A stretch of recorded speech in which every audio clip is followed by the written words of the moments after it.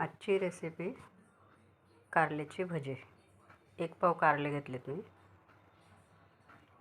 स्वच्छ धुवून चिरून हळद मीठ लावून ठेवलेले.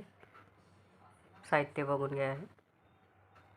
गरम मसाला आहे, चाट मसाला, धनाकूट, हळद पावडर, तांदळाचं पीठ 2 चम्मच आणि 1.5 चम्मच बेसन.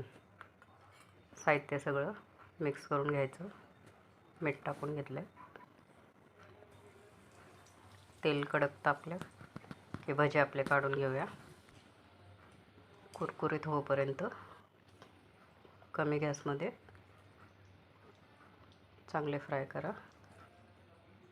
खूप छान लागतात हे कारल्याचे भजी.